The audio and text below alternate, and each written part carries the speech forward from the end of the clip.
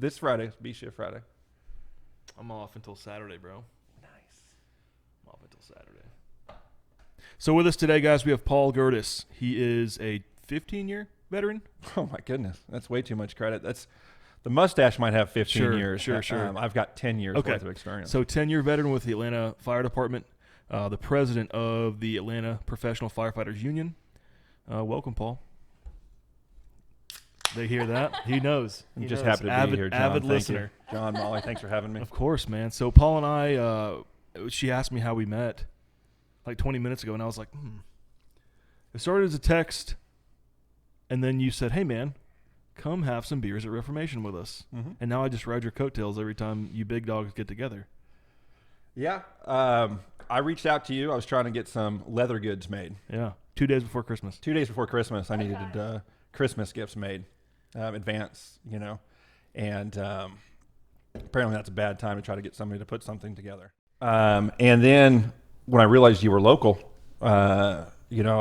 we get together, those of us that work in Atlanta, that live up here in Cherokee County, we try to find time to fellowship, and Reformation has become our Reformation Brewery. Shout out. Are they a sponsor of the program? Them. Yep. They should be, dude. They sponsor us for everything else. Yes. They sponsor our beer all the time. Yeah. Absolutely. But there's a few of us that live up here in the Cherokee County area, and we would get together on Fridays to just do some fellowmanship and talk about the fire service, talk about life in general, and we've always tried to expand it to Cherokee County, fighters, Cobb County. Mm-hmm. Every now and then we'll catch somebody that's up there and we'll invite them into our little circle, and it's just a good way to just talk about the fire service. Yeah, the B shifts that I can't make it because I'll be on shift or doing something else, I always get a picture from you or somebody of you at Reformation.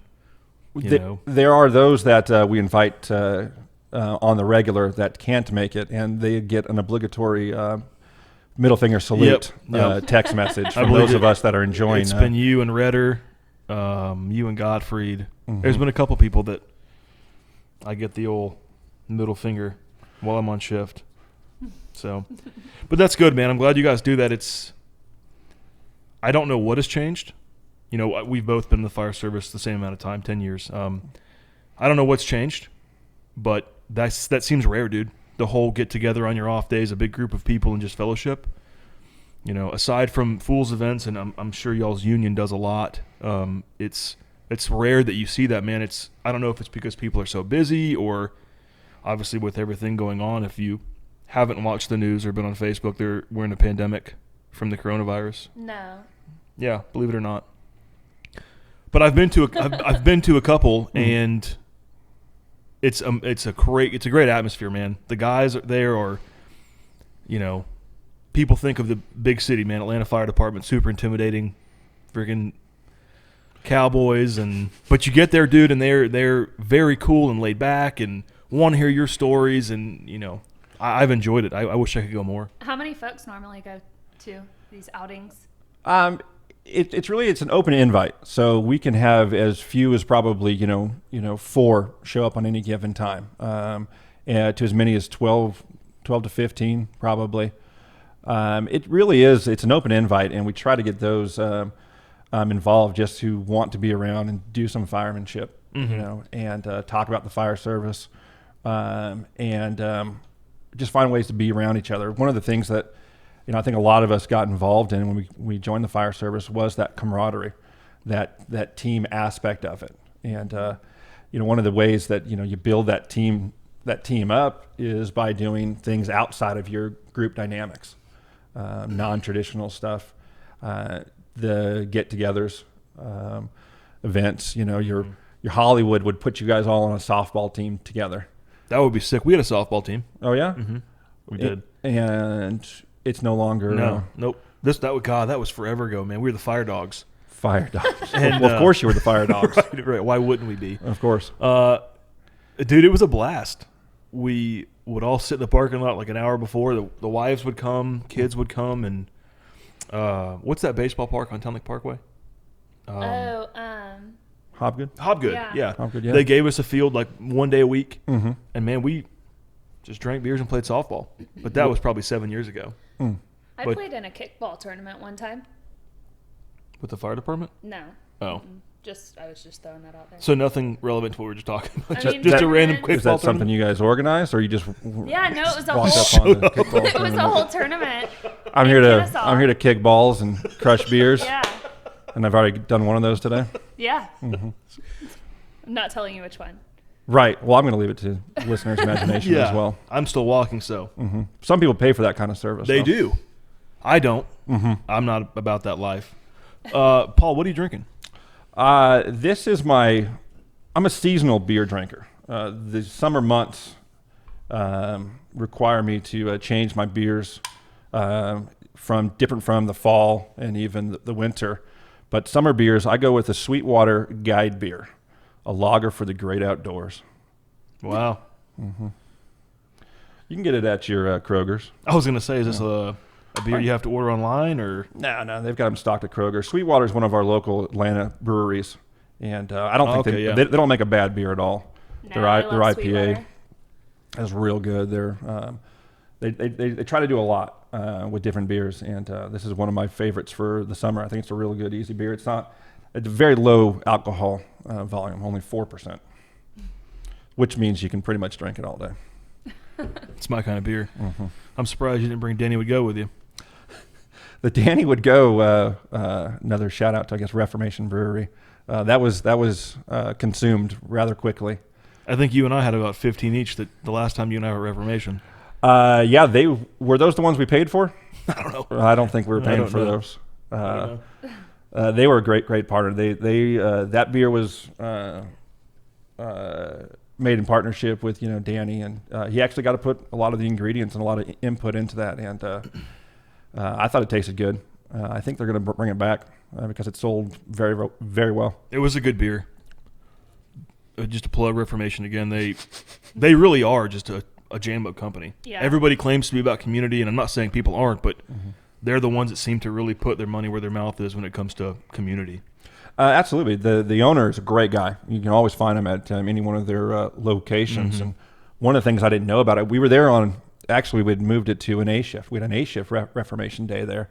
And so some of the B shifts from Atlanta came up, and he said, I know all about this place. They do a beer here called Works Well with Others.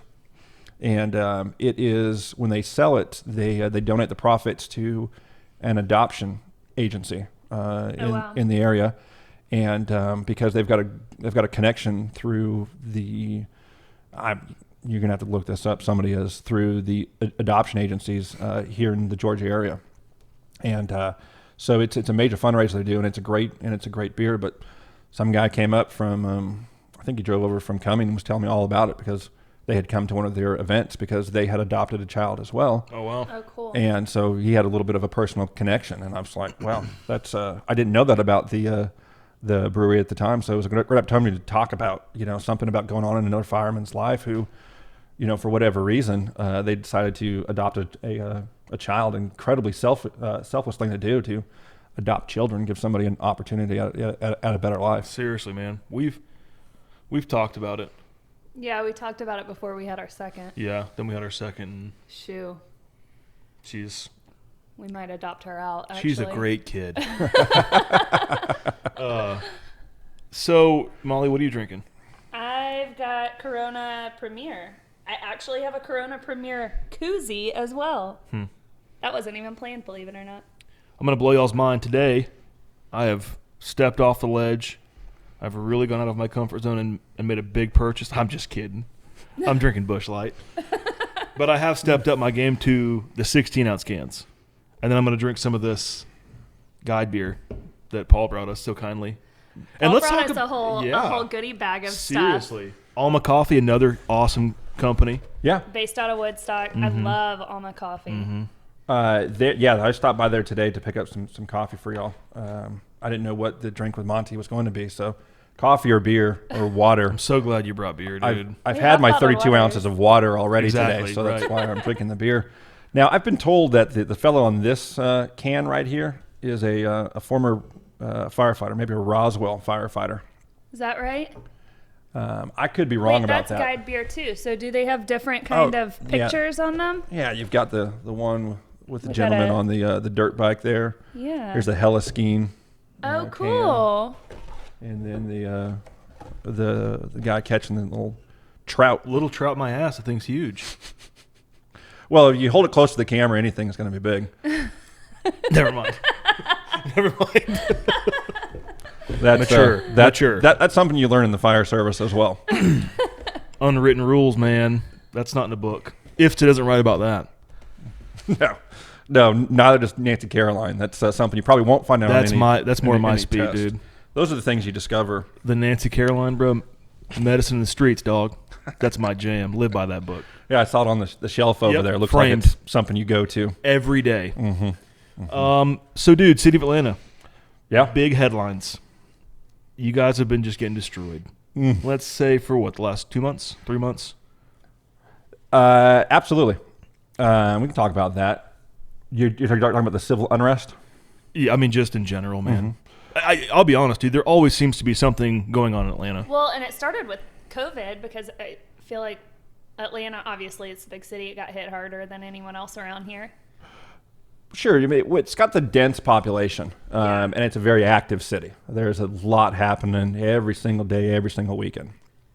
Tons of events, tons of outdoor, time as well. And as the COVID started in spring, that's usually when Atlanta's coming out. The weather's just changed, and people are, getting out and being more active. So it has hit Atlanta pretty hard in that realm. And then the on top of the COVID with the civil unrest, I mean, this is a conversation that the city of Atlanta has been trying to have for years. When I say the city, I'm just talking general. The civil rights movement was born in the city of Atlanta. They have been major activists for those that aren't represented properly or aren't represented enough. And working in and around the city of Atlanta, the murals that are painted on the buildings, the statues that they put up, rich in history in changing America. And it's the events that unfolded with the APD shooting, are terrible. I don't think anybody, especially the officers, and most definitely anybody in the city, would think that that's how an event would end, with a simple pullover in a Wendy's parking lot. But it has unfolded and Quickly. Yes, and credit to those who have been looking and asking for change in America for a very long time. It unfortunately has taken an ugly spin, because there are those, unfortunately, that are striving for the change to happen quickly, and they have been unheard for so long that they are trying to make noise. And as a labor leader, and you scale it back to the labor movement back in the early 19th century. Protests were the way to make things change. Protest was what got heard, and it was the foundation of the civil rights movement as well. In today's day and age with social media and the instant news, it contributes to the situation that Atlanta's in right now. And there are people that want to be part of the change. So they drive down to Atlanta, to help impact that particular change. And I'm talking on changing on both sides. Change to create a more, a better, safer environment for all. I think that's where the protests were really started, and that's where there were marches with after the George Floyd killing in Minneapolis. That's where the marches were started, and those that came in and those that actually wanted to create violence, it gave them an opportunity to do that in a very, very public way, and it created that particular chaos. And it's actually spilled into several weeks now, and the city is still trying to, collectively, the city is still trying to put it back together, and to one part be the change that America, is moving towards, and also trying to quell those that want to just do damage. Something that I could be wrong because I only see the news, right? I haven't been to Atlanta. I haven't walked a mile in anybody's shoes like that. But it almost seems like, there are people that are striving for the change and trying to do better and protesting, which I'm all about. Protest, man, be heard, 100%. absolutely. And then there's the group of people that are down there just to Wreak havoc. Yeah, destroy and freaking steal and just be assholes. Mm-hmm.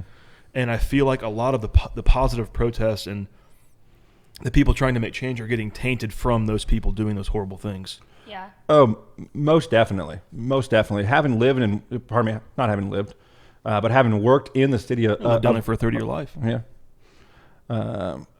Having worked with those that do live in the city and those that know the people that are out there actually protesting, having spoken to the protesters, we can see them. You can identify those that want to invoke, the civil change, and then there are those clearly that you can see that are just there to wreak havoc. Mm-hmm.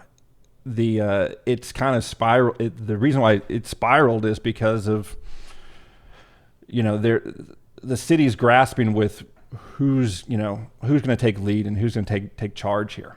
The peaceful protesters, when they've seen that the chaos is ensuing, they move out of the way. I've seen you can see it on some news channels. You can see that. Mm-hmm, mm-hmm. And there are those, and then there's the police force that's down there, and the mayor that is down there. The city's changed out the police chief during all of this as well, which is going to cause a little bit of uncertainty as well. But the police officers that are there, those that are responding, are doing the best that they can do. And I think the sensationalism is more easily communicated through media channels, and I'm using air quotes to quote media channels, because that's what gets people to turn on the TV. It gets people to click on an article. Mm-hmm. When the city is over and done with this, and they have moved on, we hope that it has moved on for the better. And currently, they're looking for the leader that will, shape it so that it can move on and then it can grow and there can be a better understanding. When you say looking for the leader, are you talking about like from a civil rights standpoint or like a political leader to do so, to take the lead and make the change that needs to happen? I would say both. Mm-hmm. Like you have to have a political leader that jives with a civil rights leader and they can make the positive change together. I don't think it's going to come from just one person. No, you're probably right with that, John. Most definitely, you're going to need that civil rights, leader. And we have been a long time in America without a great civil rights leader. And we hope one gets born from this. Your political leaders are struggling because they are in a position where they are being torn from both sides, responding to, the mob, responding to the taxpaying citizens, responding to the pressures of the national spotlight. It's not an easy thing for a political leader. You can take a civil rights leader and put them in place, and it should be easy for that person. There should be, the guaranteed rights and the guaranteed representation that all groups should have. And right now, I don't know who that person is. I don't know if America knows who that civil rights person is, and I don't know if that person's been identified yet. I haven't What are your thoughts? I haven't thought about that. That's an interesting thought, because you think back to the times of like Martin Luther King and Malcolm X. They were like, I wonder if in those situations, if they could identify those men as the leaders at that time, or like, if right, that's did they in know hindsight. did they know that they had that much impact and they represented that much of a mass? Right, like are we going to look back in 5 or 10 years and say this was the leader? or is that something that you can identify right now? I do. I'll address the first things. I think Martin Luther King and Malcolm X knew they were those polarizing people. They absolutely were. Their words today are still being used. Their words today are still being taught. And their words today are being shaped to lead the generation today. What the generation today is missing is that polarizing person. Right. The generation today, and it's created because you've got an Instagram account, and you've got an Instagram account, and I've got an Instagram account. We all have a Twitter feed. And, you know, that's what I think has done more damage to fixing this and shaping the message. Amen. Is that we haven't identified who is going to take us and help us heal. And that goes all the way up from those of us who have our Twitter feeds and those who are in high public office that use their Twitter feeds. Yeah. So from a union standpoint, and as the president, have you guys received any kind of positive or negative impacts from this? The civil unrest and all that stuff? Sure. Well, we've always tried to identify ourselves as, you know, community leaders as well, and we have looked for opportunities to align ourselves in the community. As far as the union? Yeah, as far as union, that's the Atlanta. There's two aspects in the city of Atlanta. There's the city of Atlanta, you know, fire department, and then there's the Atlanta Professional Firefighters. The Atlanta Professional Firefighters comprise of the city of Atlanta, and I can speak on behalf of the Atlanta Professional Firefighters because I'm the spokesperson for that organization, and for the longest time and even currently, we have tried to find a way to partner with the city, with the citizens and with the groups inside. And what we haven't been able to do, tremendously successful, is a long, sustainable, movement. We'll pop in and there, here and there to help, construction, of a home that somebody needs a ramp built in the front yard for a disabled, family member. We can do, canned food drives for the soup kitchens to help, booster their goods. What we have tried to identify with our members is we have the opportunity to be that responsible, to be a contributor towards that particular change, and we haven't figured out how to do it yet. We would like to do it. We've reached out to our members and said, hey, guys and girls, this is a member-driven organization. Help us find the way to be a part of this, social change to make it better. Mm-hmm. We're a very diverse group. We represent the city of Atlanta. We've got hundreds of born in the city of Atlanta natives, Grady babies. And then another, hundreds of those who transplant into the city, and then another 100 that have lived in the counties and drive in. A very diverse work group, and we ourselves are still looking for that person that will help us and help the city move towards that social change. So we're up for ideas in that realm as well, because we feel like we have that responsibility. When we're in the grocery stores, kids want to climb on the fire truck. Mm-hmm. The fire truck's parked out front. Kids want to climb on the fire truck. Parents want to bring their children to the fire station all the time, and we are those community helpers and community leaders that can be that conduit towards fixing. Sure. Mm-hmm. If we knew, if we could find the right way to engage the community. Back to the media and Facebook and Instagram and all that stuff. All you see is the worst. When it comes to this, all you see is it's clickbait, man. That's what's going to make people want to read the story. Is the fire trucks getting smashed? The cars on fire, the civil unrest, like we've talked about. Well, have you seen any of that directly? I mean, have you been in any of those situations to experience that firsthand? you know what, fortunately, unfortunately, a lot of the major incidents involving the civil unrest in the city of Atlanta have fallen on different shifts. Unfortunately for those there, they're put in some pretty scary situations.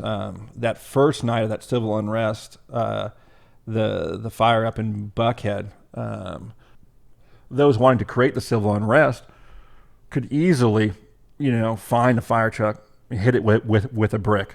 These are big moving, these are big targets, right. And they were easily hit.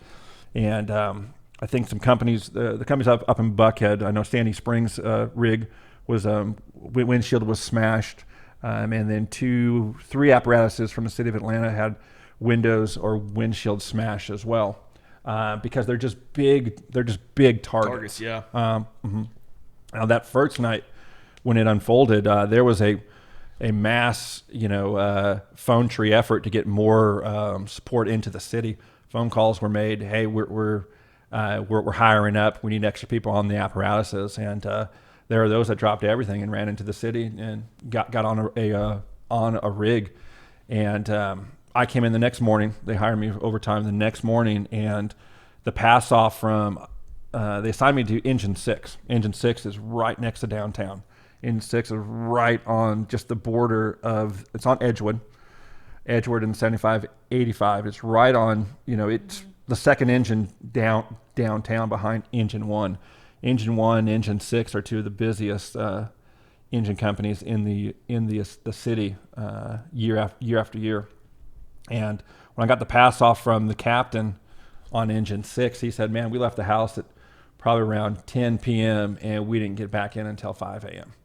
It was just a respond to, a trash can on fire at the corner, respond to person down, respond to motor vehicle accident. It was just constantly, turn back around and make the run. And that was all going on in downtown Atlanta while the Buckhead companies were responding to the fire, up in Buckhead at the target. So we took over that shift, and for about 2 to 3 hours that day, it was very, very calm. Nothing in the morning. We drove around the city, and you can see all the smashed out storefronts, all the windows. You see the board up companies coming in, scrambling to get some plywood onto the windows. And as that shift continued, we ran pretty good amount that particular night. There was another protest. It wasn't the civil unrest. Actually, pardon me, let me back up. More civil unrest. That was the night Officer Brewer was struck with the ATV. And we were actually out. We were around the corner, and we heard it get dispatched. We made our way over there, but we were told we wouldn't be able to make it because the streets were shut down. Company 1 was able to respond, and the National Guard was there first, and they actually applied tourniquets to the officer lower extremities before anybody else was able to give him aid. But the firefighters were able to ride in with him into Grady Hospital. Those on Company 1. It was a long night. I do recall that.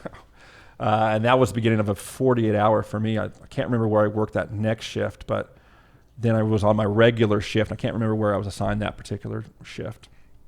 But it was chaotic that first night. I'd love to be able to tell you some great war stories, but I unfortunately, wasn't on duty that particular night. Sure.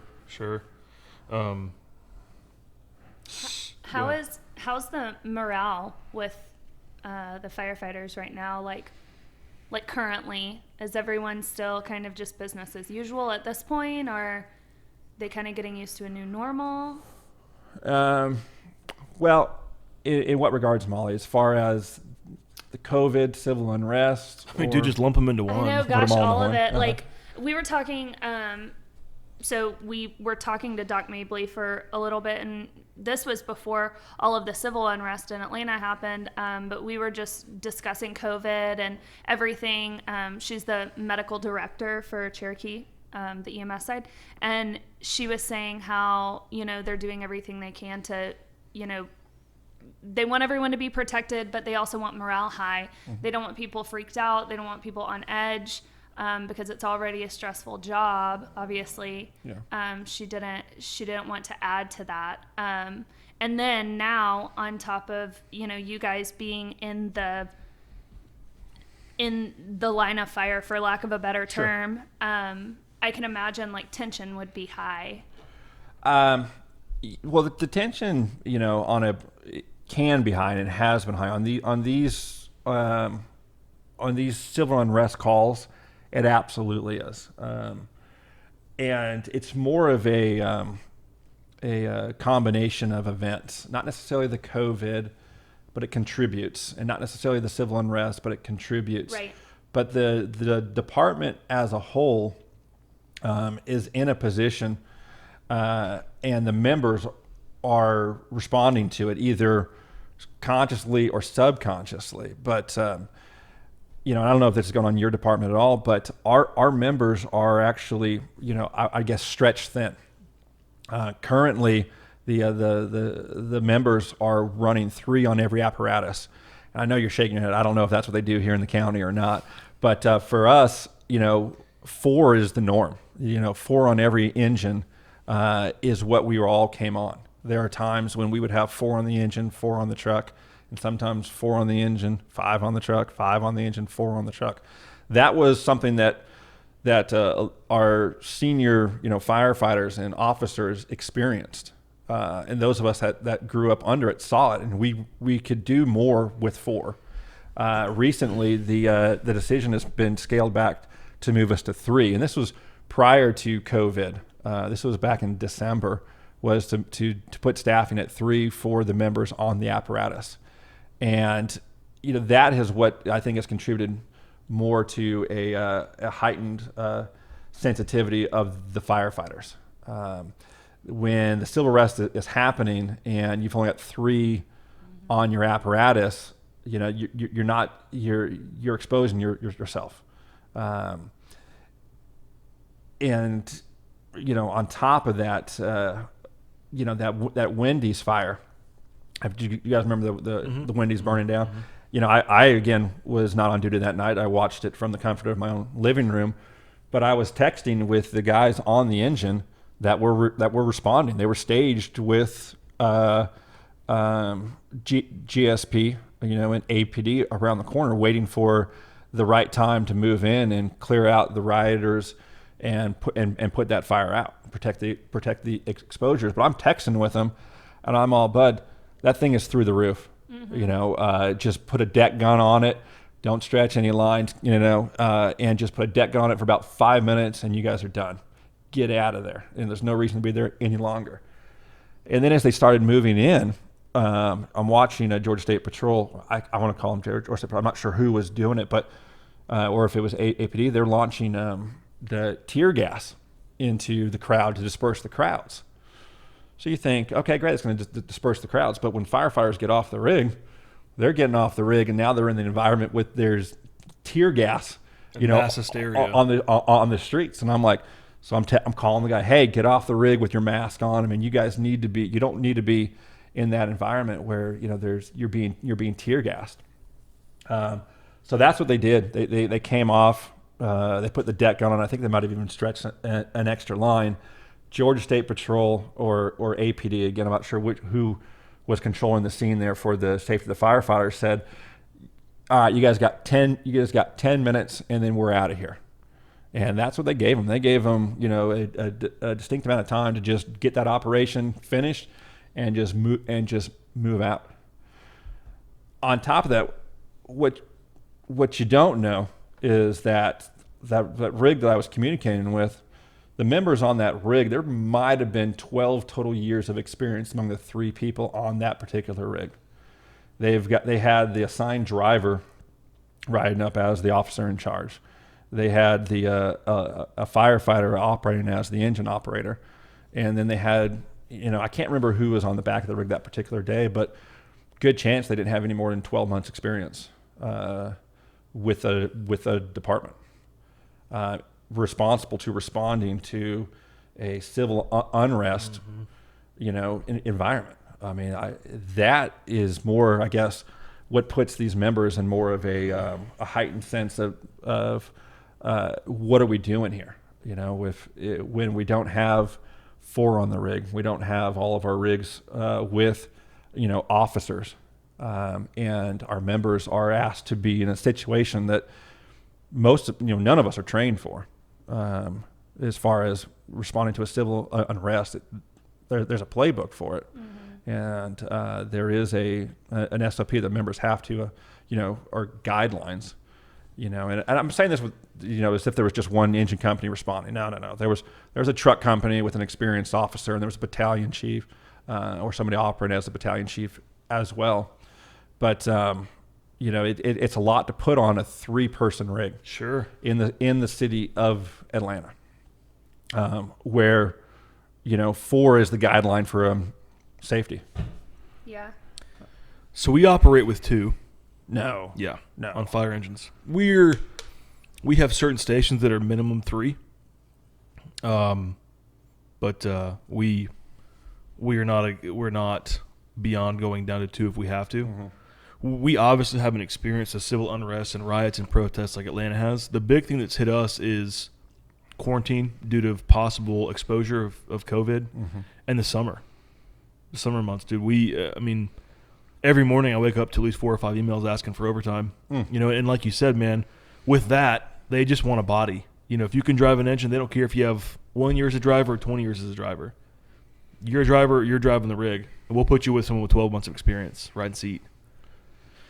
So it's been crazy, man. And we have SOPs and SOGs and guidelines and information bulletins saying what we should and shouldn't do. But I'll be honest, sometimes I feel like it's case by case as far as who we send home and who we keep and who's a true exposure and who's not a true exposure. And that's not a knock at anybody. That's just no one knows what to do here.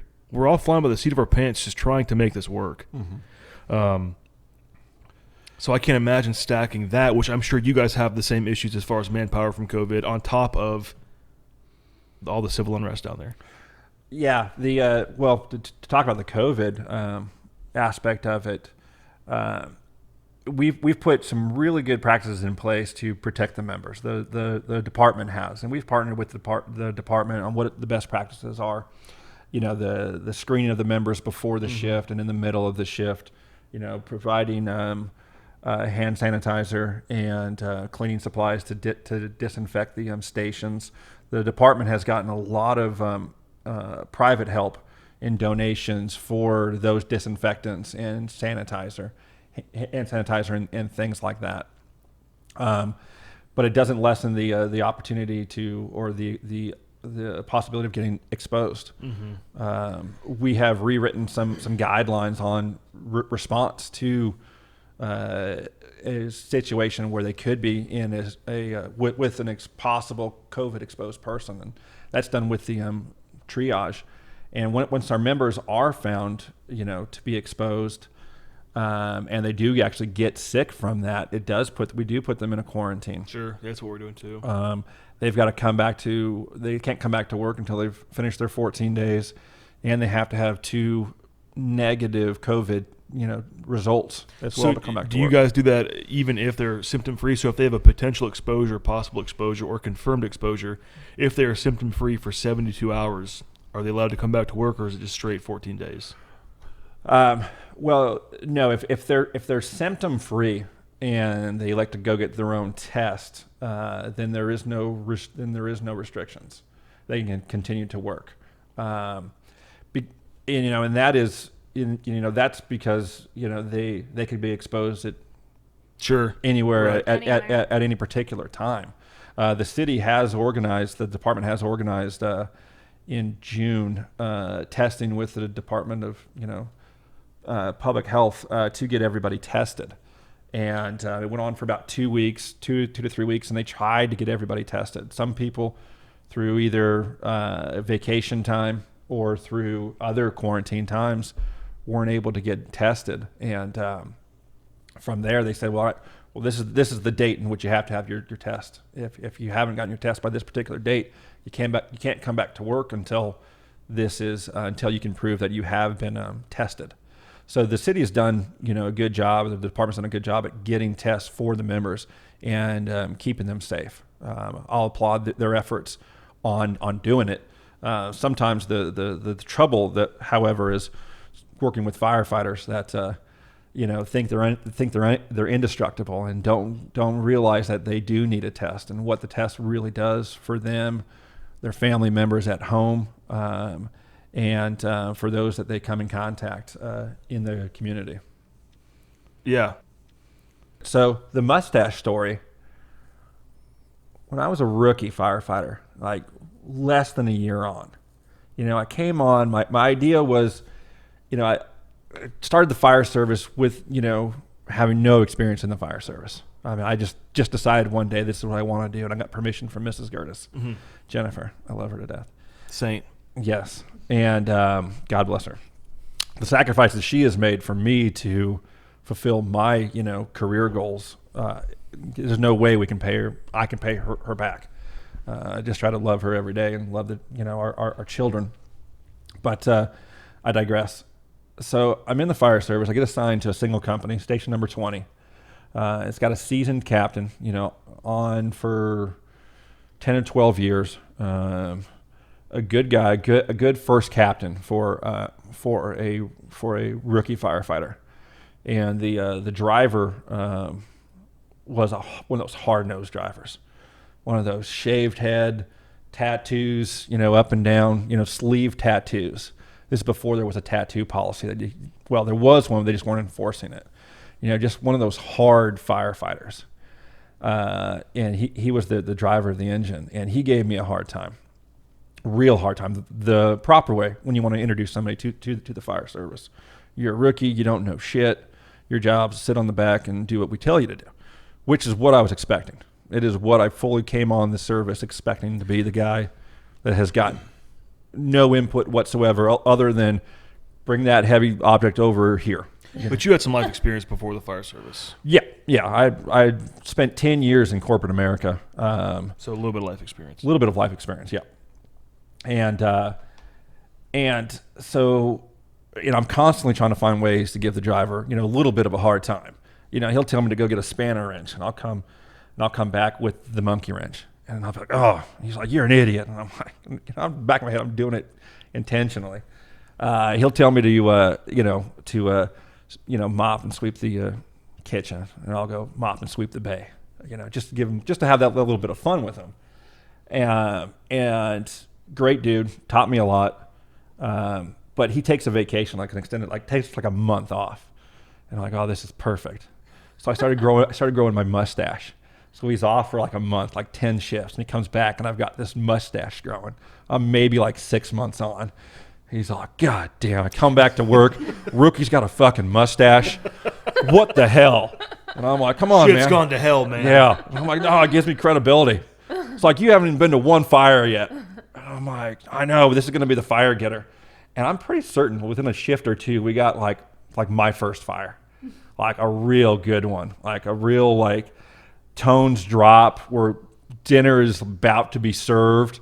So, crank the oven, off, run to the rig, get dressed. We're running down Dill Avenue, trying to beat 14 to the corner of Dill and Sylvan. And we see him come over the crest, and we're like, oh, we beat him. So we make the left. It's Sylvan and Victory, and go on scene. Black smoke, fire coming out of the Bravo side. Working fires called right away. There's a hydrant on the corner. Picture across the perfect, street. dude. Yeah, we're riding with 3, so I know, my job is just get to the line to the front door.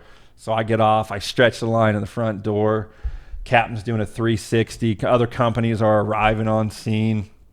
The lieutenant from the second engine company gets there, and he's like, all right, you know what you're doing? I'm like, yeah. All right, it's there to the left. Just, go inside and go to the left. You're going to find it pretty easily. And this thing is blowing out fire. It's already vented that particular room, and there's black smoke at the shoulder height at the front door. The front door was left open by the people running out. Captain circles back around and says, "All right, you ready to go?" And I'm like, "Absolutely." So we mask in. I hear him click in, so I click in. And I just fucking run straight through the front door. And I run straight to the front door, expecting to have just a room full of fire in front of me. And I get in there, and it's just zero visibility. I'm like, "Fuck, where's this fire?"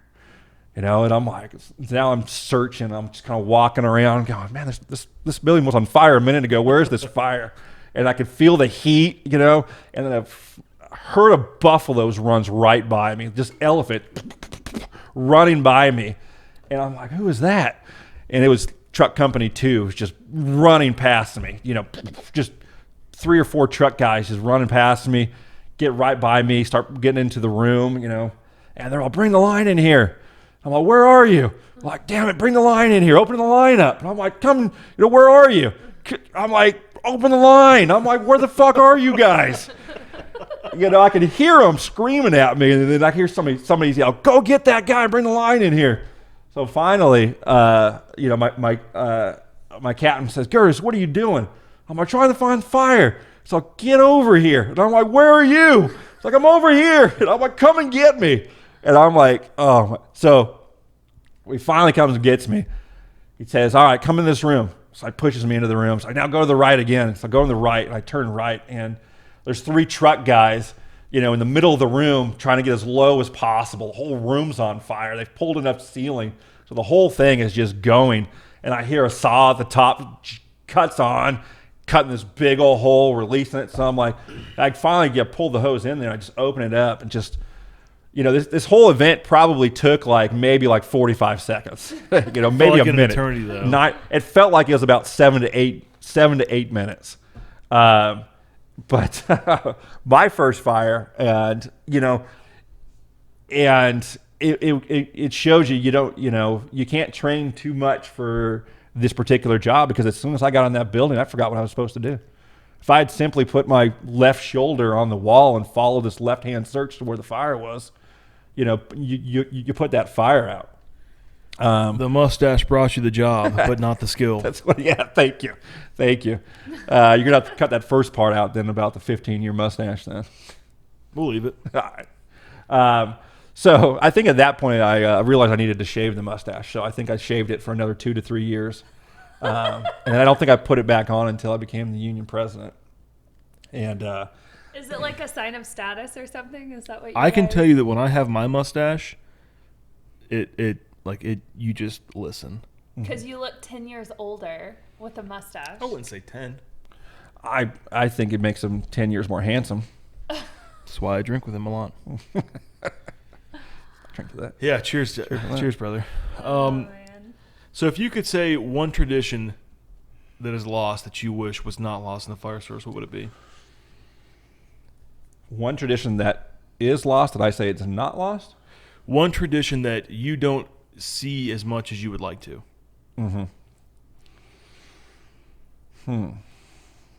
Mine would be the birthdays, the get-togethers, the cookouts, all that good stuff. Well, yeah, absolutely, and that's what I thought I was going to get when I joined the fire service. I thought that we would be, like you said, on softball teams together, at our kids, little league games together. I thought that's what we were going to have, and I kind of what I realized, and it's not that it's not there. It's not as big as Hollywood makes it. Mm-hmm. I'll say that. There are individual companies in Atlanta that absolutely do those things together. Strong companies with a lot of pride, and a strong presence for keeping that tradition alive. And they're the companies that work together the best. They're the companies that the wives all know each other. They're the companies that kids get together at the fire station on the holidays. That you will see them all there. And when I realized that not everybody had that in Atlanta, that's kind of the reason why. It's kind of one of my goals as the union president, is that I could bring everybody together to have that type of thing. Likewise with the Fools for us. Mm-hmm. Yeah. That is, the Fools was founded on training, and it's very important, and I'm not taking away from that, but the big thing for us was to maintain that family camaraderie. So I agree 110%. What do you think, why do you think some crews have relationships like that and others don't? Because John's been on some crews, and like the wives all have a group text together. We get together at the station at least like once a month. We have everybody there. We hang out every weekend. And then he's also been on other crews where, I mean, no animosity or hard feelings or anything. We just don't all get together like that. So what do you guys attribute that relationship to? Well, it really is, if you can, what I have seen. Now, I haven't had one of those crews in a long time. And, you know, I attribute it to right now, it's to what's important to that particular crew. It obviously is what's important. If you wanted to make it happen, you can make it happen. Sure. The city of, you know, the Atlanta firefighters, you know, could benefit from it if they could find a more central, you know, location to do those things. You know, we started talking about, we get together at Reformation Brewery, but those are only those up here in the Cherokee County area. So we try to, and we've been successful at hosting events down in Atlanta that are open to, you know, all members of the fire department to get together and do that and do that fellowshipping. Where there is the St. Patrick's Day event, you know, where we try to put together annually. It got canceled this year right at COVID. I mean, it got canceled like 3 days before it was supposed to happen. And it was a tradition that, you know, when I became the union president, I thought it was important. You know, I thought that was going to bring us together, something that is a event that we can all get together in the city of Atlanta, you know, in our, you know, with our wives and with our kids. And we have had success with that. We've had a tremendous amount of participation, and we were going to a direction where we wanted to increase that exposure. We wanted to make it a metro Atlanta thing as well. There was the idea of doing it was to build something greater than just coming to work every day. Yep. You know, there's if you really read this, if you really read the fire service and you learn about the fire service, and a lot of it, I know y'all have.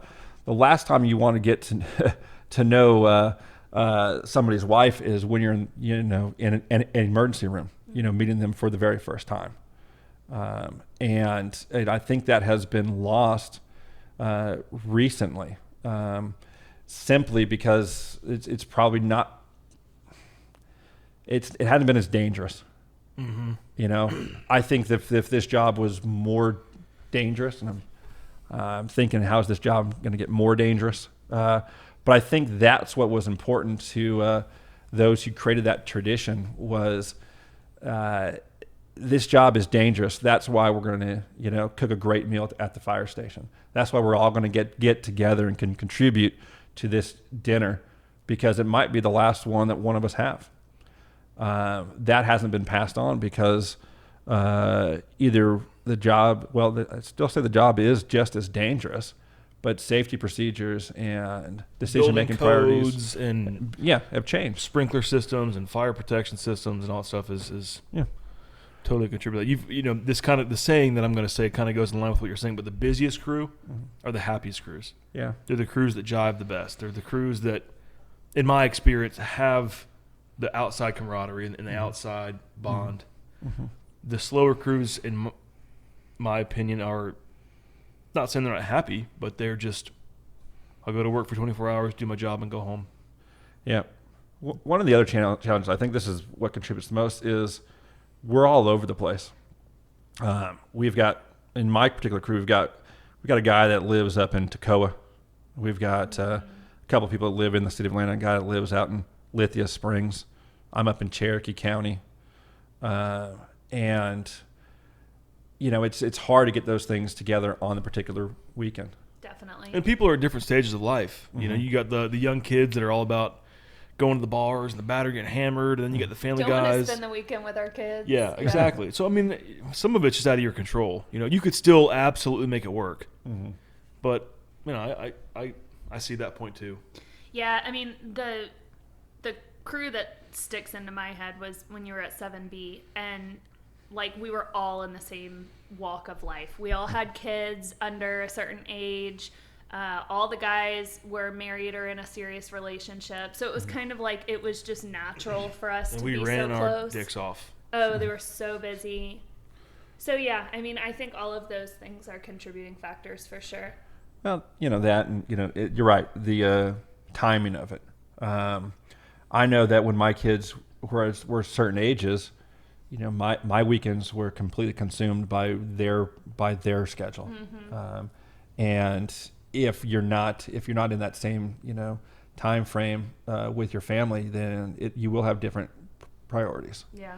And you try to squeeze it. You and your spouse are trying to squeeze that in that 48-hour period with the kids, and then find time for yourselves as well. One of the things I know we can do, and it is the responsibility of either your leaders in the station or your informal leaders in the station. If you want to have that kind of station, you absolutely can. Mm-hmm. Going back to that my rookie station, I got there. I was, I assumed the role as the cook. I probably prepared 98% of the meals at that particular station because I wanted to make sure that we did eat together and that we did spend that time at the kitchen table. As we've grown and as I've moved to different stations, you can try to put those things together, but there's still I won't say that people are resistant. It's just hard to get other people out of their zones if you're not in the same mindset. Then you can't force it. Right. You'll be unsuccessful. For sure. But the group dynamics outside is what I think drives that, and it really just takes that first step to make it happen. And then to do it again, and then to do it again. Right. What you guys do on the B shift Fridays is awesome, and I don't want to say that doesn't happen in Cherokee, but until maybe I'm just not invited to it, which is a high possibility. You're just not the cool kid. I'm not. I've totally fallen off that block. But You were on that block? In my own head, I was, I guess. well, that's John. I disagree with you. You the role you've taken with the 575 Fools has put that in place, and it's the leadership role that you've taken on. They look to you. What is John doing? How is he? It's up to you to I don't say it's up to you, but you can make it happen when you want to. The guys, there'll be one guy texting me on a Monday, "Hey, are we meeting on B Shift Friday?"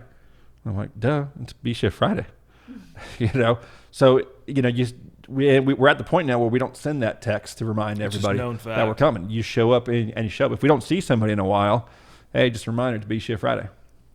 And it's actually spawned into more. We with this COVID thing and people working from home. Hey, bring your wives, bring your kids. It was something for us to do while the kids were in school and the wives were at work. But now the wives and kids are home. We've expanded it. We want them to bring their kids, and their wives, because we are creating that particular thing. Mm-hmm.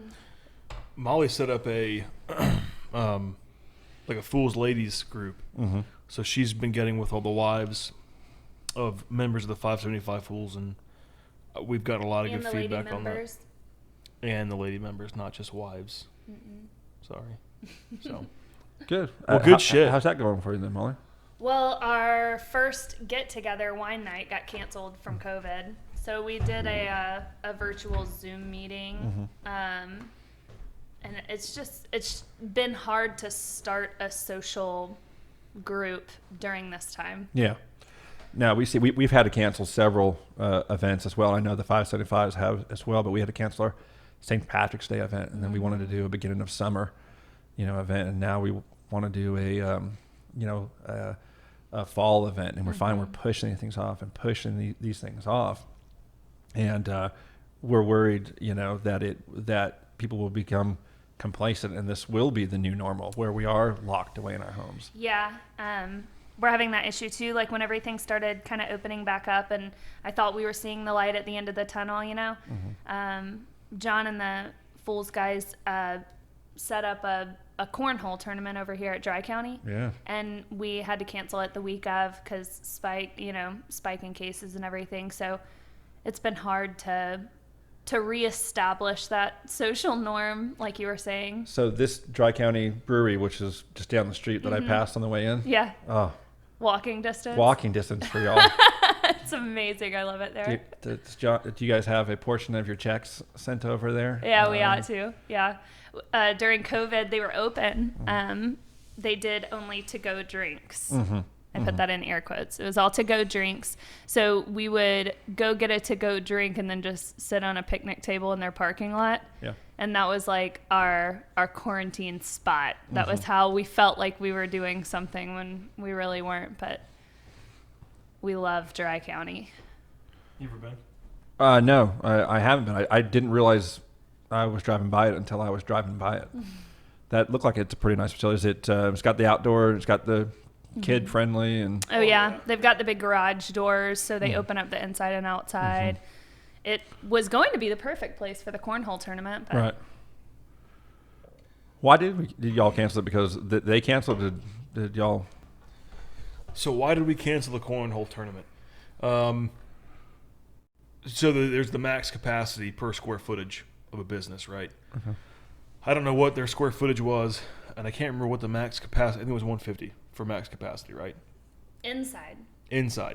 But like I said, they open the garage doors, and it's like an inside-outside facility. So, I mean, they really weren't capping it, I don't think. Just with the people playing cornhole, the board members and spouses, it was like 110 people. So we were looking at easily 150 people. Yeah, absolutely. And our big thing was, personally, every one of the board members wanted to do it, right? Everybody was like, man, let's just freaking do it. We took the personal hats off and put on the business hat and said, if anybody comes down with COVID-19 or symptoms of COVID-19 within a week of that event, it will be the 575 Fools' fault, right? They will have contracted it at that meeting. Whether they ran 50 medical calls between now and then, it would have been the Fools' fault. It sounds like an opportunity for like another T-shirt, though. Well, we already sold out of those. I went to the Fools event and all I got was COVID. That would be a good shirt. Paul with the funnies. You're a silly man. You are, Paul. It's probably these guide beers. Dude, this is a pretty good beer. Let me try it. I hadn't even tried it yet. Get a Your refresher. backwash. But it was just kind of. It was the unpopular vote, and dude, of course, we had our meeting, and I don't know how the stars aligned, but I was the one that made, like, it was tied, and I was the tiebreaker, and it's a good thing you don't have me on the board then, because I would have made sure it happened. Well, you and Godfrey would be getting along great right now because he was pissed. God, he was pissed. Oh, speaking of Godfrey, I don't know what I can do to get into that guy's social circle. I mean, I follow him on Instagram. I comment on his posts. He lives the single life, dude. Oh, He's a freaking goodness. bachelor. He's debt free. Out there on the lake Every day, the SS Pit Viper, his little boat. Pit Viper. The sunglasses. Sure. familiar? Oh yeah. Do you have a pair? I do not. Okay, good. That is a Good. that is something that I'm glad an EMS Jake like Godfrey has picked up. You want to talk about a Jake of the EMS? That joker slays the night jobs. Oh, I bet. He, in all seriousness, he's a damn good paramedic. Good for him. Yeah. How about you, Paul? You a good paramedic? I'm gonna drink to that. Me too.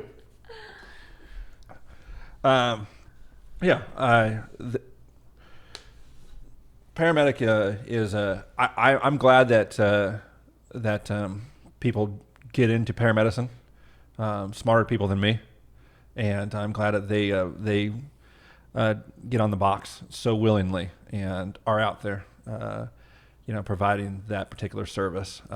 Absolutely. I'm 100% confident in my skills showing up in your house and providing paramedicine for you. For the longest time, and probably still, I just don't care enough to listen, but I was labeled as the EMS guy. Okay. I was an idiot going through school. School was never my thing. Mm-hmm. I don't know what it was about being a paramedic in the school, but it just, I don't want to say it was easy, but the hardest part about paramedic school was the time. It just clicked. Like I didn't struggle at all. Mm-hmm. And early on, in my career of being a paramedic, man, I ran a lot of really shitty calls. Yeah. And people just kind of labeled me as an EMS guy. Mm. But I slay the beast like anybody else does. Trust me, I bet. I don't pull anything smaller than a 2.5, bro. Single man pull, dude. Okay. I believe that. I'll show you. I gotta get a beer. You want a beer? Yeah, I want another beer. You I gotta better get not. the kids. Yeah. Gotta get I the better kids not. from school, huh? Yeah, they have a doctor's appointment soon. My son has got wrestling camp, and I got to pick him up at 2. So when's the next union event? It's this COVID thing is keeping us from making it happen. I mean, our board members are meeting again on Thursday, and the city of Atlanta has moved back to phase 1 in response to the growing number of cases. I wish there was that 8 ball that can that magic 8 ball, not the kind of 8 ball you can purchase here off corner here in Kennesaw, Ackworth. Are we in Ackworth or are we in Kennesaw? Kennesaw, We're in man. Kennesaw. Okay, downtown's right there. Okay, across the street in Ackworth. Down the street. That's a different 8 ball, but that magic 8 ball that can tell us all when we can all get back out there. Bro, I just don't know what the hell's going on, man. Like, if you look at the numbers, but again, you look at the numbers from the CDC or the WHO or Where are you getting the numbers? Exactly. Yeah. But the numbers that I have seen, dude, they just don't strike me as something that we shut the world down for. You're right. Paul Gerdis, as a private citizen, speaking now, not as a emergency responder. I've gone plenty of places without that kind of protection in place, without a mask. I've never worn gloves outside of an EMS job. Thank God. Yes. But I do have a mask in the car. But for the longest time, I didn't wear a mask when I would go to Kroger or to go to the package store. And I'm making several trips there. I've never worn a mask at Reformation, of course. And it's not that I won't. I have at times. But I got off the engine the last shift at Kroger to get dinner supplies. And I was filling in at a different station of mine, more centrally located in the city. It's still in the Southwest. But the guys all got off with a mask on. I thought that was odd. I didn't want to rock the boat. Maybe I conformed a little bit, so I put my mask on because they were doing it. So I figured that's just what they do, and I'm just there filling in as the officer for the day. And as we go into Kroger, I do my quick, non-scientific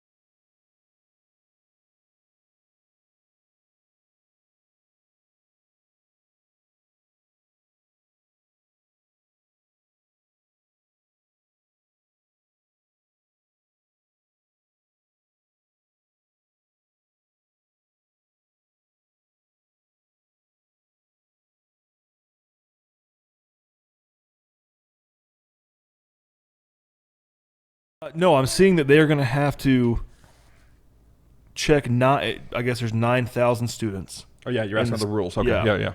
Okay. 9,000 students in the state of Georgia, 1,400 teachers, and they're going to have to check temperatures of everybody before they set foot into a school. No, I read the briefing today. My kid's school is not going to check temperatures. They're not going to require face masks.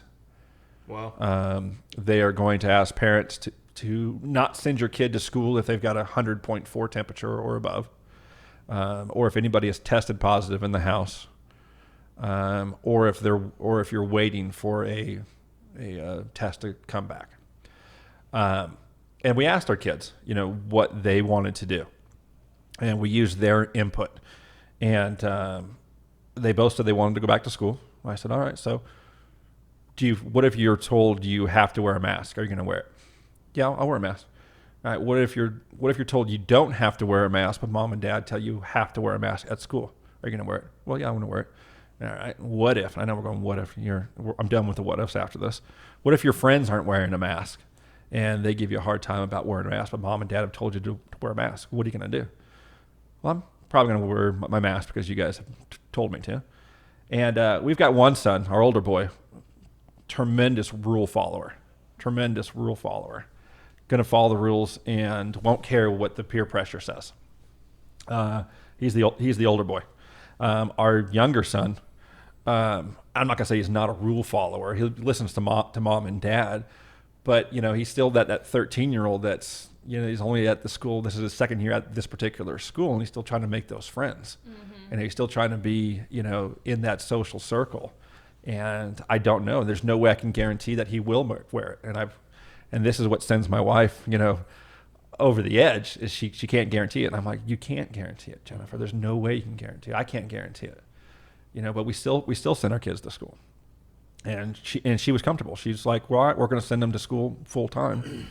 They have the option to do digital learning.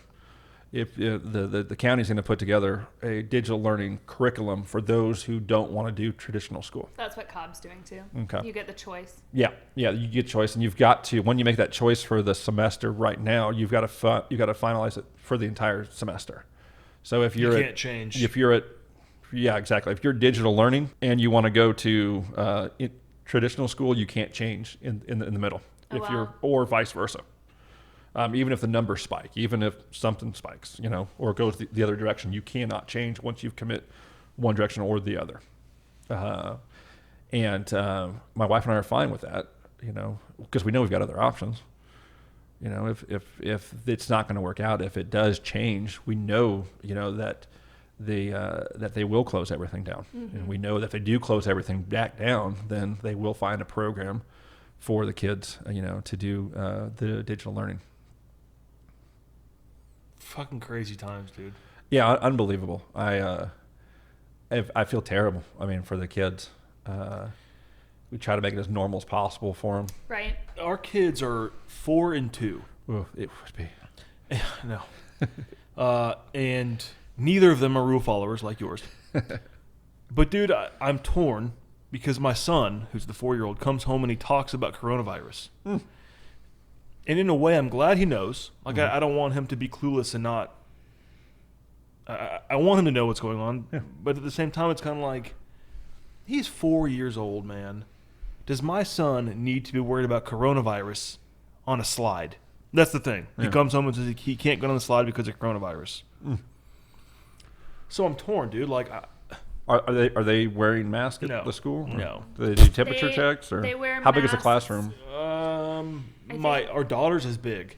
There's probably 20 kids in their classroom, and my son's is smaller. Yeah. But they seem to take a lot of precautions. Like they take a lot of precautions. So they wear masks. The teachers. We're not allowed outside or inside at all. Okay. We drop the kids off outside, which is crazy for 2 and a 4-year-old to just leave them at the door.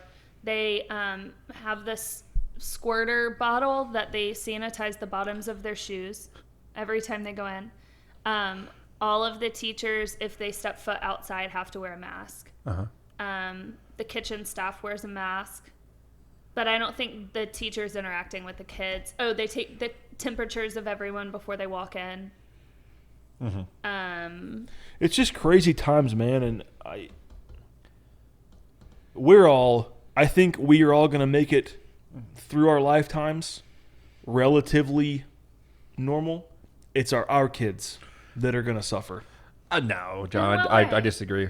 Well, I don't know if you're making a definitive statement, but I don't think they're going to suffer. This is just how they're raised. It's just a different norm than we know. Yeah, man, I want my kids to have a carefree childhood. I don't want them.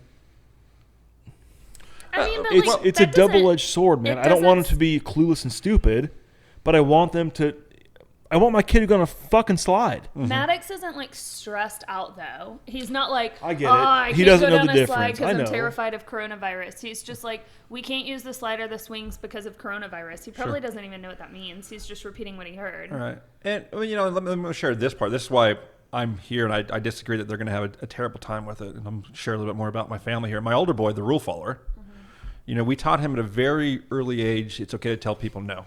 If you don't want to be that kid's friend, you can tell him no. If you don't want to do something, you can tell the person no. And the reason we did that is because he's allergic to peanuts and tree nuts and sesame. He's got food allergies that will absolutely kill him if he gets exposed to it. So anytime, so we had to tell, kids no. We had to tell teachers no. We had to tell we had to call the parents that were having the birthday party. Hey, what are you serving? Where did you buy that cake? Did you make the cake yourself? Okay, we're going to send Aiden with his own cupcake so he can eat the cupcake while the other kids are getting cake. And so we've prepared Aiden, for this world that he knows in a very young age that, ingesting peanuts or getting exposed to peanuts or tree nuts could absolutely kill him. He knew very, very, probably as early as your boy is now, 4 or 5, I'm guessing. And so that has always been the normal for him. And this is a kid that is now in wrestling. Well, what do wrestlers eat? Like peanut butter sandwiches, like it's going out of style. And he had one exposure last year. Nothing where he had to, ingest, get the EpiPen or anything like that. But it was a concern enough to pull him out and take a look and things like that. But it's always been what he's known. And he's adapted well. He's a good kid. He's getting great grades. He's making friends. He's at a wrestling camp right now. And this is just who he is and how he is because he was educated early. Now, part of me, I'm like, wow, I really regret him not going to that birthday party. Guess what? He's 15 years old right now. He's got no idea about that birthday party in when he was 4 years old because they were serving peanut butter and jelly sandwiches. Or the cake or the mom couldn't guarantee a safe environment. Right. I get that, man. I guess it's just I know. Yeah. Oh, yeah. You know what I mean? Yeah, or it bothers me. I want my kid to have a normal life. Well, he is. This is normal for my son. This will be normal for our kids. I think so, too. I think that, which is a good and bad thing, that it will never go back to the way it was, which is a good thing. Yeah. Because of the civil rights and all that stuff. There needs to be change. There needs to be a change in that. Mm-hmm. But there was some positive, too, that's going to, I feel like, go away. But you're right. My 4-year-old son in 5 years is going to be like, man, this is just what I do. This is how I do it. Yeah. Well, my magic wand hope or wish, for this is that we actually really redo the American education system.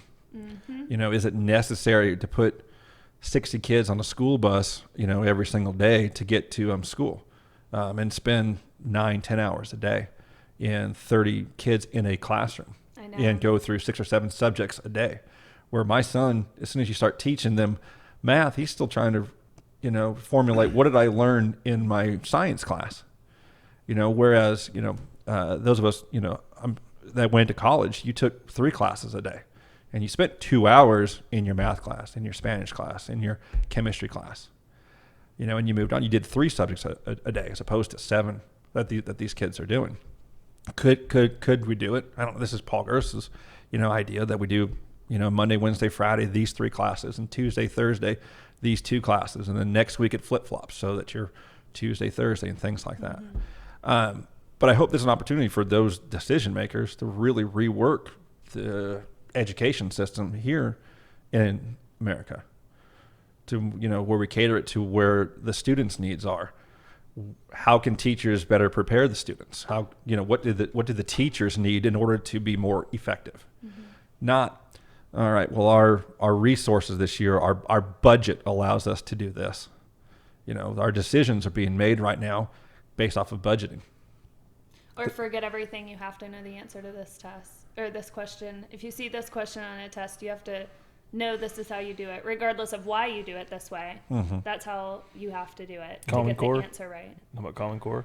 No, I know nothing about Common Core. I'm talking about just standardized testing in general. I agree, it's all dude. memorization. You don't understand the practical reasons why you're answering that way. Not just about education, just as life in general, man. This is the opportunity that we have to make so many awesome changes and so many great changes. I just worry that we're not going to capitalize on it. Yeah. What we're doing, the messaging is stay away from COVID. Don't expose yourself to COVID. Don't put yourself in a position where you're going to catch COVID. Well, we have forgotten the message of let's put a proper nutrition plan in place. Let's put a proper, physical activity plan in place. Get them out of the house. Send their asses outside. Just in general in America. We have those opportunities, to do it right now, and those, decision makers, whoever they are, are deciding this is what's important. Whereas, the majority of our Americans, and this isn't about to get political, we've got the power. We've got the ability to actually, make and shape it. And this goes back to our earlier conversation about who is the next civil rights leader, who's going to take the civil, who's going to be that person that we're all going to follow. And this is the message, and this is the particular path. Is it going to be, Paul Gerdis that lives at, God, I hope so. Cherry. God, I hope so. That would be sick. It only, if it happened, you'd only, if it happened, you'd only be disappointed. No way. But we could do it. I mean, this is what we build in ourselves and we share with our community.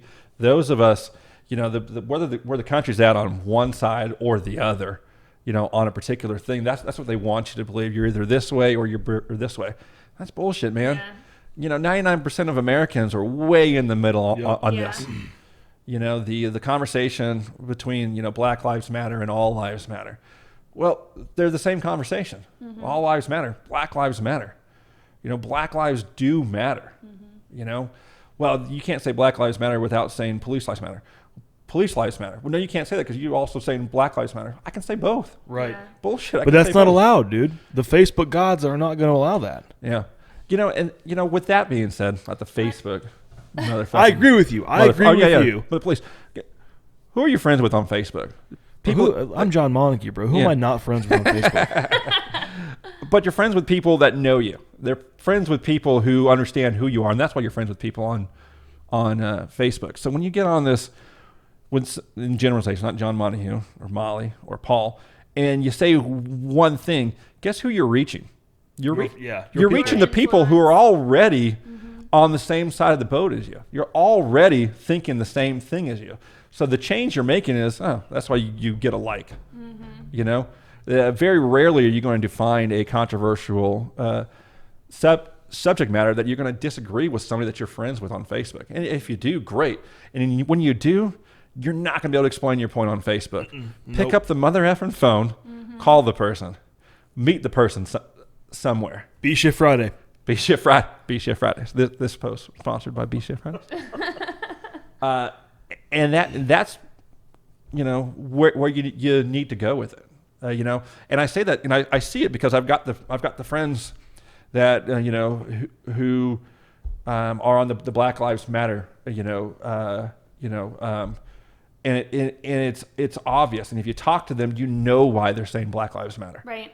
And it took me actually a very long time to figure out why they were. And one guy I'm barely friends with explained it great in a particular post, and I'm like, oh my goodness, you're absolutely right. You're absolutely right. And so I totally support that. And then somebody, Blue Lives Matter. Oh, I absolutely support that as well. you're not on one side or the other on these particular things. And those who fight the argument with no, all lives matter.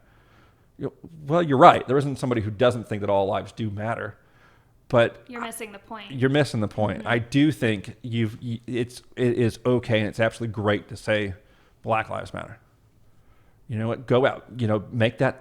Beat that particular drum because it's absolutely true. 100%. It's absolutely true.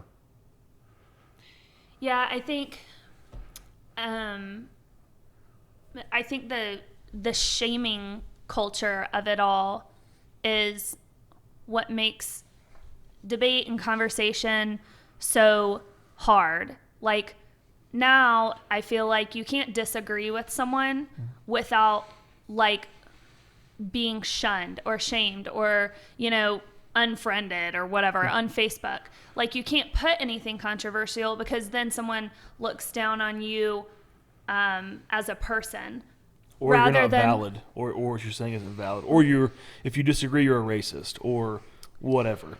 Yeah, rather than okay, this person has a different idea than me, or a different stance on this situation than me. Mm-hmm. Why? Where are they coming from? Like, I know a lot of people still don't understand the Black Lives Matter movement and why you would say Black Lives Matter and that's negating everyone else when that's not the case at all. We heard a good analogy, like, I don't know, if you're in a subdivision and a house catches on fire and someone's like, help, my house is on fire. And they're like, well, all houses matter. Like that was that was the analogy that kind of clicked in my brain for it all.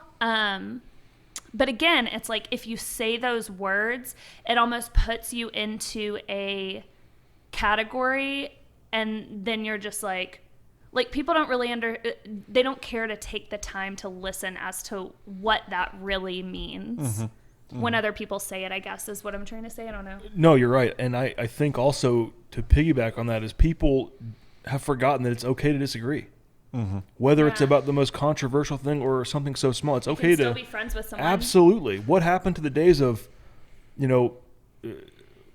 and Paul having a total opposite opinion, us talking about it, and then being like, "Hey, man, you want to get a beer?" Mm-hmm. Like that's the way it should be, man.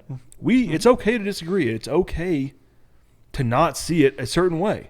Understand. Let like have a mutual discussion. Allow each of you to be heard. Try to understand, but if you don't, you disagree. It's okay. Mm-hmm. That's part of life. Mm-hmm. Yeah, it's what keeps things. It's truly, and I don't mean to it's what makes America great.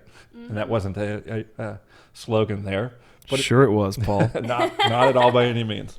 But with that being said, I can say "Make America Great Again" and say Black Lives Matter, and it's okay. It should be. It should be. It is. Mm-hmm. It is. No, it is okay. It is okay. You're not going to win that argument with somebody on Facebook. I don't engage somebody on Facebook because I know I'm not going to win the argument. It's not about winning the argument. It's I can't effectively communicate, my point of view on this. Mm-hmm. If I was a better communicator or a better, author or writer, sure, But and that's what it took. It took an actual better communicator and author to somebody to write a post for me to understand why they're saying Black Lives Matter. Because for the longest time, it's not that I didn't agree with Black Lives Matter. I didn't know what side. Yeah, my friends are black. I support them. I think police brutality is a terrible thing. Right. Do I know what it stems from? Am I ready, to understand where it stems from? Mm-hmm. But that wasn't the message. The message was Black Lives Matter. Mm-hmm. Everybody's against police brutality. I hope they all are. I hope so. Yeah, absolutely. Those officers in Minneapolis let public safety down that day. They truly did. It is completely unavoidable, and they let us all down. And it right now is the catalyst for this movement again. All right, we're back at this conversation again. Yeah. All right, but we're still here. And at the end of this day, I still got to run that medical call, on Campbellton Road. I still have to. I'm still going to see the guy in front of Kroger asking for $5. Mm-hmm. And when this is a little sidebar for firefighters out there. When the guy's asking for $5, And you don't give them $5. I'm not saying you got to give them $5 every single time, but if you're not going to give that man $5, but you're going to risk your life to run inside that burning building to save him, how are you not going to give that guy $5, $1, whatever it might be, or go in and buy the sandwich for him if you're worried about where he's going to spend that $5? And that's always been my particular thing. I've never thought of it that way. I haven't either. And I can't give $5 to everybody. Mrs. Gerdis will put a stop to that pretty quickly. Come on, Paul, you got the deep pockets. But when somebody comes to the station and asks, hey man, I can mow your lawn for you, I can clean the trash off of it. I just need to get something so I can buy myself, my kids something to eat. Hey, hold on a minute. Let me go to the kitchen. There's always a meal here in the kitchen. Here you go. And this is all the cash I've got today. Best of luck with it. But if that building's on fire and that guy's still in there, you bet your ass you're going to go in and save that guy. Yeah. Why does it matter now that what that guy's needs are at that particular time when the house is on fire versus right there? Now, I've actually seen the guy, ask for $5 and go out and buy, booze with it. I still see that guy, and it jades. And I understand that's where firefighters get jaded by things like that. But, it's. But again, to your point, are you not going to save him from a fire and then him not be the best citizen in the world? Like, you're still going to help him in a life and death situation, regardless of the life he'll lead after you rescue him. You're still going to do it. So, I mean, exactly what you said. What's $5 at that point?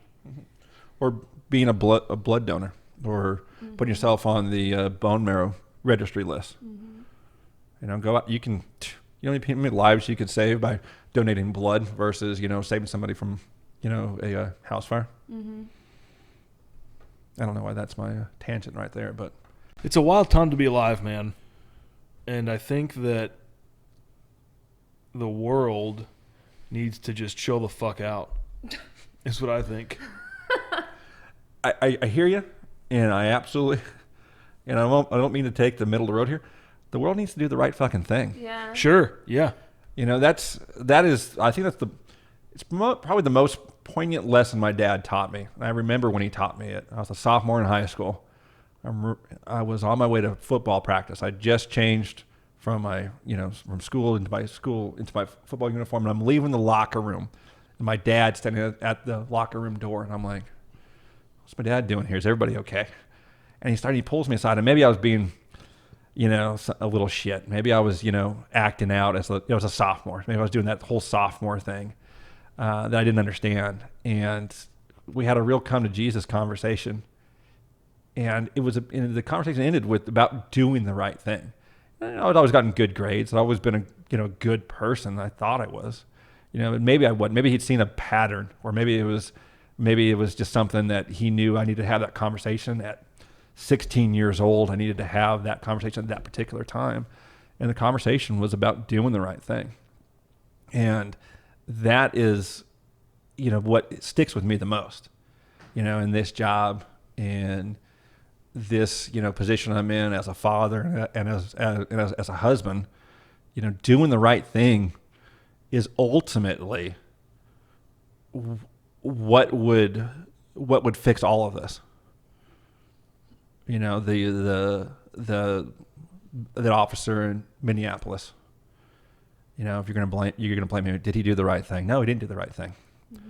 I don't mean to be controversial. The guy running from APD at Wendy's, did he do the right thing?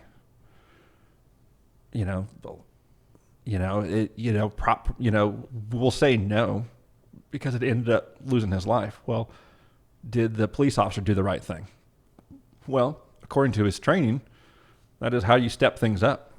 That officer is there to de-escalate the situation. First responders are there to make the situation better wherever they are. That situation got grossly worse as it continued.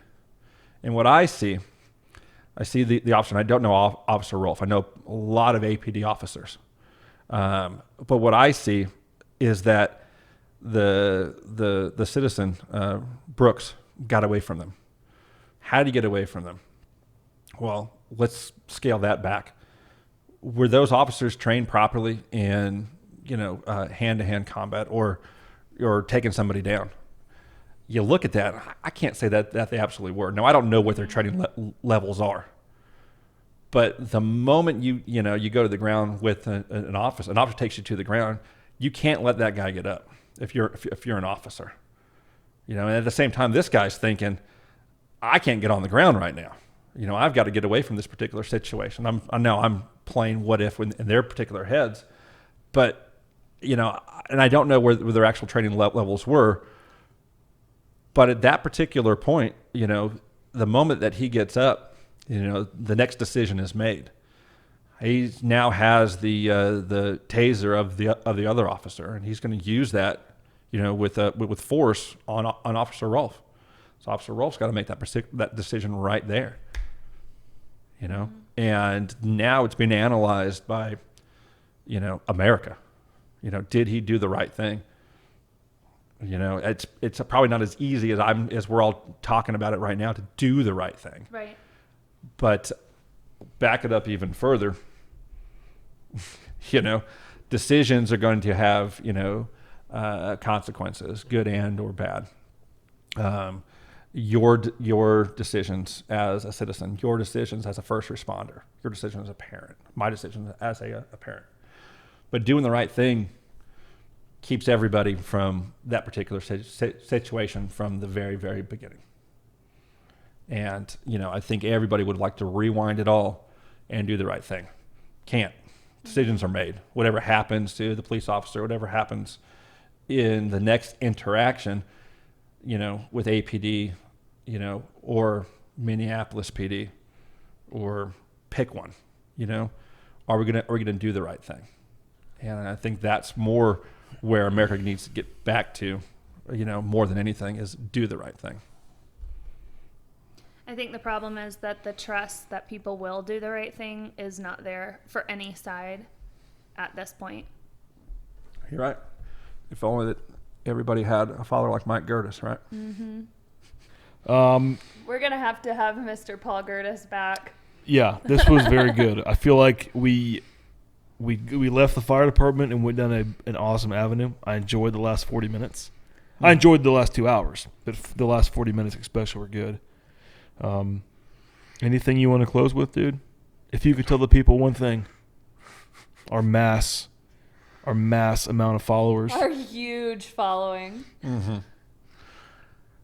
Well, John, Molly, thank you for having me in your home today. I really have enjoyed this. I'm offended that it took you so long to come over.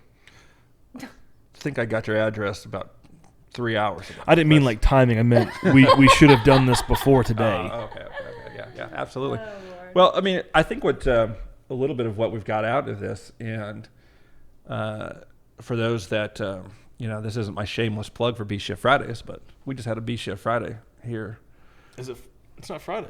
No, but this is the theme. It was, sure. This is we talked about Friday. the fire service, talked about America, we talked about our kids, we talked about our spouses, our upbringings, and we crushed some quality beers. Some delicious brews. Yeah, the guide beer is delicious. Thank you guys for listening. We enjoy it. This is the first podcast we've done in a while. Yeah. And I'm glad we did it with you, Paul. Thank you for your time, your wisdom. The pleasure was all mine. Your beer. Your beer. Yeah, we've drank a lot of your beer. Oh, happy to bring it. All right, everyone. Well, thank you for joining us. Check us out all podcast platforms, YouTube. We'll post it to social media. And that's a wrap. God bless America.